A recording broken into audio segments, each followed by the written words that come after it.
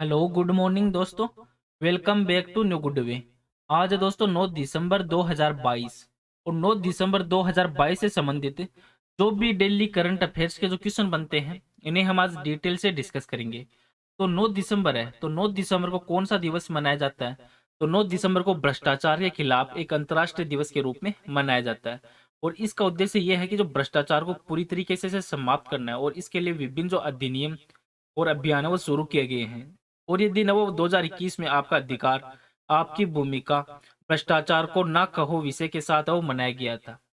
और आज की वीडियो की आपको पीडीएफ चाहिए तो आप हमारे जो टेलीग्राम ग्रुप है वहां से वीडियो की पीडीएफ है वो प्राप्त कर सकते हैं। और लास्ट में आपको एक क्वेश्चन भी दिया जाएगा जिसका आंसर है वो आपको कमेंट बॉक्स में लिखना है। तो चलिए दोस्तों स्टार्ट करते हैं क्वेश्चन नंबर 1 से। और आज का वीडियो आपको अच्छा लगे तो चैनल को सब्सक्राइब और इसका बेल आइकन है वो जरूर प्रेस करें ताकि डेली के जो वीडियो अपलोड कर रहा हूं मैं उनका नोटिफिकेशन है वो आपको मिलता रहे। क्वेश्चन नंबर 1 है कि किस बैंक ने यूपीआई में कई ऑटो डेबिट के लिए फंड ब्लॉक करने की अनुमति है वो दी है? तो यह आंसर है दोस्तों इसका जो भारतीय रिजर्व बैंक है आरबीआई इसके द्वारा ये अनुमति है वो दी गई है। जो भारतीय रिजर्व बैंक के गवर्नर है प्रेजेंट टाइम में शक्तिकांत दास, इन्होंने जो सिंगल ब्लॉक एंड मल्टीपल जो डेबिट की अनुमति देने के लिए जो यूपीआई है की फुल फॉर्म है यूनिफाइड पेमेंट इंटरफेस, इसके जो ट्रांजेक्शन है उसके दायरे का विस्तार है वो इसमें किया जाएगा।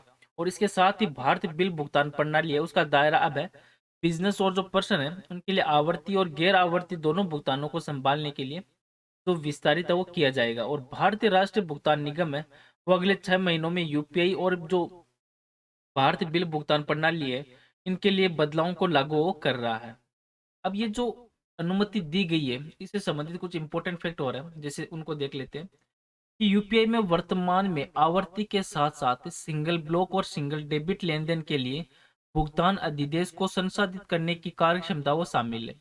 और नई सुविधा ग्राहक को विशिष्ट उद्देश्यों के लिए अपने खाते में धनराशि ब्लॉक करने में सक्षम वो बनाएगी जिसे जरूरत पड़ने पर डेबिट वो किया जा सकता है।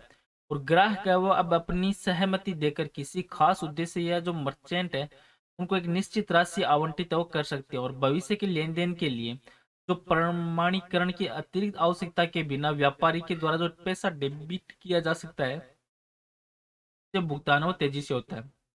और आरबीआई है तो इन्होंने ऑफलाइन मोड के साथ साथ फीचर फोन के माध्यम से भी लेन देन की अनुमति देने के लिए जो यूपीआई के दायरे है उसका विस्तार किया है। और भारत बिल भुगतान प्रणाली का दायरा अब व्यवसाय और व्यक्ति दोनों के लिए आवर्ती और गैर आवर्ती दोनों भुगतानों को संभालने के लिए विस्तारित हो किया जा रहा है। और वर्तमान में जो बीपीएस व्यापारी और उपयोगिता के लिए आवर्ती बिल भुगतान जैसे फीस, पानी बिल, टेलीफोन बिल इत्यादि उनको संभालता है और गैर आवर्ती बिलों को पूरा वो नहीं करता है। आरबीआई है आरबीआई है वो भारत का केंद्रीय बैंक और ये भारत के सभी बैंकों का एक संचालक है। और आरबीआई ये देश की इकोनॉमी है उसको नियंत्रित करता है और इसका हेडक्वार्टर है आरबीआई का वो है मुंबई, महाराष्ट्र में इसका हेडक्वार्टर है। और इसकी स्थापना कब हुई? तो ये हुई थी 1 अप्रैल 1935 को आरबीआई की स्थापना वो हुई थी। और प्रेजेंट टाइम में गवर्नर है शक्तिकांत दास। और इसकी जो आधारण दर है वो है दोस्तों 6.25% और आधार जमा दर है 4%। और जो जमा दर है ये बाजार पे डिपेंड करती है। नेक्स्ट क्वेश्चन है क्वेश्चन नंबर 2 कि राष्ट्रीय सांख्यिकी आयोग के अध्यक्ष के रूप में किसे नियुक्त किया गया है? तो आंसर दोस्तों राजीव लक्ष्मण करिंदकर को नियुक्त किया गया है। जो राजीव लक्ष्मण करिंदकर है वो चेन्नई मैथमेटिकल इंस्टीट्यूट है, सीएमआई चेन्नई मैथमेटिकल इंस्टीट्यूट, इसमें प्रोफेसर एमेरिटस है उनको 3 साल की अवधि के लिए। और भारतीय राष्ट्रीय सांख्यिकी आयोग है उसके अंशकालिक अध्यक्ष के रूप में इनको नियुक्त किया गया। और भारत का राष्ट्रीय सांख्यिकी आयोग है वो एक स्वायत्त निकाय है, की स्थापना है वह जून 2005 में की गई थी। जो रंगराजन आयोग है उनकी सिफारिश के तहत इसकी स्थापना वो की गई थी। अब जो हाल ही में जो नियुक्तियां हुई है वो और देख लेते हैं जो इम्पोर्टेंट नियुक्तियां हुई है नवंबर दिसंबर में कि वैज्ञानिक के वी सुरेश कुमार इन्होंने भाविनी के नए सीएमडी के रूप में पदभार वो ग्रहण किया है। और हंसराज अहीर ने एन सीबीसी अध्यक्ष के तौर पर अपना कार्यभार है वो ग्रहण किया। और नॉइज ने विराट कोहली को अपना नया ब्रांड एम्बेसडर है वो बनाया है। कोई IRS है वो विनीत कुमार अपॉइंट हुई है KVIC के सीईओ के रूप में। और अर्बन गबरू के ब्रांड एम्बेसडर बने हैं सूर्य कुमार यादव। और अरुण गोयल है, इन्होंने चुनाव आयुक्त का पदभार वो संभाला है। और जो रिटायर्ड बीपीसीएल के चेयरमैन है अरुण कुमार सिंह, वो अब ओएनजीसी के नेक्स्ट चीफ होंगे। और संध्या देवनाथन है, वो अब मेटा है इसके न्यू हेड ऑफ मेटा के रूप में इनको नियुक्त वो किया गया। और गौरव द्विवेदी वो जो प्रसार भारती है उसके सीईओ के रूप में इनकी नियुक्ति है वो की गई है। और दीपा मलिक वो निक्से की पहली है, उसकी राष्ट्रीय दूत के रूप में इनको नियुक्त वो किया गया है। नेक्स्ट क्वेश्चन है क्वेश्चन नंबर 3 कि विश्व बैंक के पर्यावरण प्रबंधन के लिए किस देश को 250 मिलियन अमेरिकी डॉलर की वित्तीय मदद वो करेगा? तो आंसर दोस्तों बांग्लादेश। तो वर्ल्ड बैंक इन्होंने पर्यावरण प्रबंधन को मजबूत करने के लिए जो हरित परियोजना है, इन परियोजनाओं में निजी क्षेत्र की भागीदारी को प्रोत्साहित करने में बांग्लादेश की सहायता के लिए जो 250 मिलियन अमेरिकी डॉलर है, इसकी वित्त पोषण की स्वीकृति वो दी है।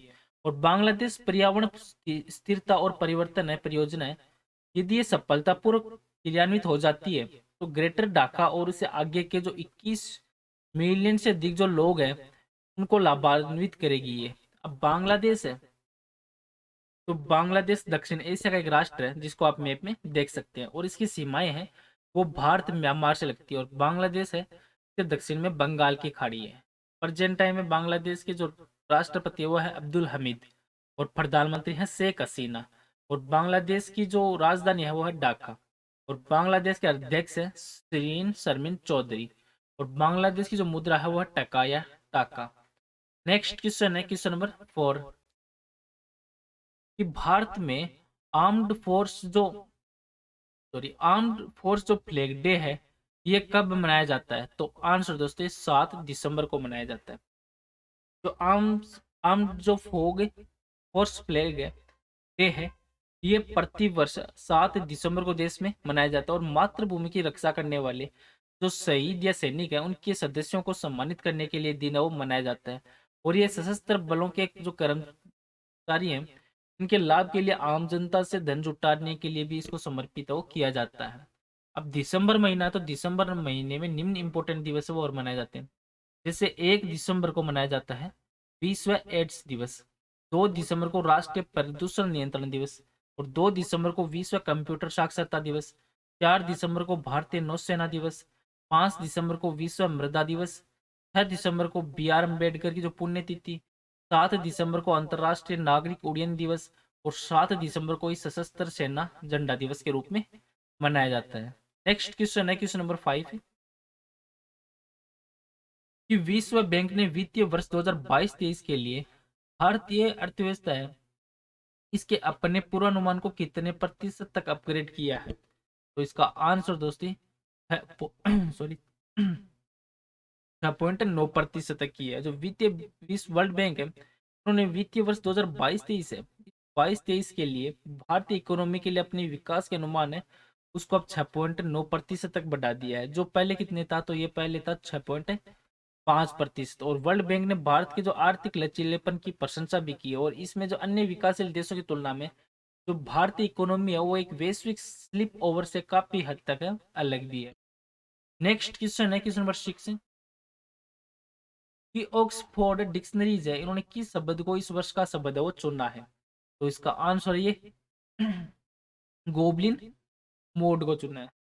जो गोबलिन मोड है इसको इस शब्द के रूप में चुना गया। और गोबलिन मोड की जो शब्दकोश की परिभाषा के अनुसार एक प्रकार का व्यवहार है जिसमें बिना किसी अफसोस के आत्म अनुग्रहशील आलसी या मेला या लालची है वो रहा जाता है। और आमतौर पर एक तरह से सामाजिक जो मानदंड है या अपेक्षा उनको अस्वीकार हो किया जाता है।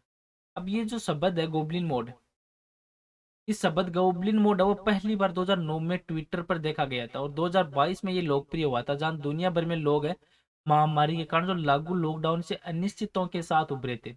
और ऑक्सफोर्ड भाषाओं के अध्यक्ष हैं केस्पर ग्रेथवॉल, इन्होंने जो इस साल को देखते हुए ये कहा है कि जो गोबलिन मोड है उनका हम सभी से नाता रहा है और जहां हम इस समय थोड़े थोड़े थके हारे हैं वो महसूस कर रहे हैं। और वर्ष का शब्द है वो पिछले 12 महीने के लोकाचार अंदाज या व्यवस्थाओं को झलकाता ही है। और पहली बार इस साल का जो विजेता शब्द है वो ऑक्सफोर्ड भाषा के शब्दकोश लेखकों के चुने जो 3 अंतिम शब्द है इनमें से जनता के वोट के माध्यम से छाटा गया, जिनमें गोब्लिन मोड, मेटावर्स, हैशटैग तो आई स्टैंड विद है वो इसमें शामिल है। नेक्स्ट क्वेश्चन है क्वेश्चन नंबर 7 कि कोलंबिया में आयोजित जो वेट लिफ्टिंग वर्ल्ड चैंपियनशिप 2022 में किसने सिल्वर मेडल वो जीता है? तो इसका आंसर दोस्तों मीराबाई चानू के द्वारा जीता गया है। जो ओलंपिक रजत पदक विजेता है मीराबाई चानू, इन्होंने कोलंबिया में 2022 में विश्व जो भारोत्तोलन चैंपियनशिप है इसमें रजत पदक है वो अपने नाम किया है, और विश्व चैंपियनशिप में मीराबाई का ये दूसरा पदक है। और इससे पहले इन्होंने 2017 में 194 किलो का भार उठाकर गोल्ड मेडल वो अपने नाम किया था। और इन्होंने चीन के टोक्यो में 2020 है इसमें चैंपियनशिप है होउ जिजोआ इनको भी हराया था। नेक्स्ट क्वेश्चन है क्वेश्चन नंबर 8 कि इंडोनेशिया में किस ज्वालामुखी में विस्फोट वो हुआ था? तो इसका आंसर दोस्तों ये सेमेरू माउंट में, जो इंडोनेशिया का जावा द्वीप है उसमें सेमेरू ज्वालामुखी है उसका विस्फोट हुआ था, और विस्फोट ने भारी मात्रा में ज्वालामुखी राख की जो गुब्बार वो बाहर निकली है, जिसमें देखते हुए पूर्वी जावा प्रांत में लगभग 2000 लोग हैं, 2000 लोगों को इसमें निकाला गया, और वहां के अधिकारी हैं इन्होंने 8 किलोमीटर में नो गो जोन है वो लगाया, और ज्वालामुखी के परिणाम स्वरूप पूरे कस्बों को खाली करने का आदेश है वो भी इसमें दिया गया है। नेक्स्ट क्वेश्चन है क्वेश्चन नंबर 9 कि किस देश ने B-21 नाम का अपना नवीनतम जो परमाणु स्टेल्थ बॉम्बर एयरक्राफ्ट है इसको लॉन्च किया है? तो इसका आंसर दोस्तों ये अमेरिका के द्वारा लॉन्च किया गया है। जो अमेरिकी वायुसेना है इन्होंने B-21 है इस नाम का अपना नवीनतम परमाणु स्टेल्थ बमवर्षक विमान इसका अनावरण किया, जो शीत युद्ध में पहले उड़ान गए विमानों को धीरे धीरे धीरे वो इसको रिप्लेस कर देगा। और इस नए बमवर्षक विमान की कीमत है वह लगभग 700 मिलियन अमेरिकी डॉलर वो हो सकती है, और ये परमाणु और पारंपरिक हथियार है वो ले जा सकता है। नेक्स्ट क्वेश्चन है क्वेश्चन नंबर 10 कि भारत की अध्यक्षता में पहली G20 शेरपा बैठक है वो किस शहर में आयोजित की जा रही है? तो इसका आंसर दोस्तों उदयपुर में आयोजित की जा रही है। जो भारत की G20 अध्यक्षता की शेरपा बैठक है इस शेरपा बैठक का आयोजन वो राजस्थान के उदयपुर शहर में किया जा रहा है, और इसमें अंतर्राष्ट्रीय शेरपा उनके प्रतिमंडल और G20 सदस्यों के जो आमंत्रित अंतर्राष्ट्रीय संगठन है इनके प्रमुख 9 अतिथि जो देश हैं उन वो भी इसमें भाग ले रहे हैं। और पहली शेरपा बैठक की चर्चा वो भारत की G20 शेरपा अमिताभ कांत के द्वारा वो शुरू की गई थी।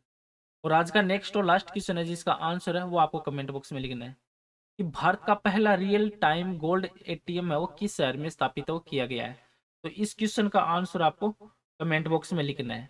और पीछे के वीडियो में भी आपको क्वेश्चन दिया था किस युगल जोड़ी ने नेशनल शूटिंग चैंपियनशिप में मिक्स्ड टीम पिक्सल है इसका खिताब वो जीता है? तो इसका आंसर दोस्तों ये option number C Manu Bhaker और सरबजोत के द्वारा ये जो पिस्टल खिताब वो जीता गया है। जो मनु भाकर और सरबजोत है इन्होंने भोपाल में MP शूटिंग अकादमी रेंज में जो 65वीं राष्ट्रीय शूटिंग चैंपियनशिप प्रतियोगिता है इस प्रतियोगिता में 10 मीटर की जो एयर पिस्टल मिश्रित किताब है वो अपने नाम किया, और इस जोड़ी ने कर्नाटक की दिव्या TS और इमरोज को कितने से हराया? तो इनको 16-4 से हराया है। चलो दोस्तों आज का वीडियो है वो यहीं पे समाप्त करता हूँ। वीडियो आपको अच्छा लगे तो चैनल को सब्सक्राइब और शेयर जरूर करें। Thank you all of you.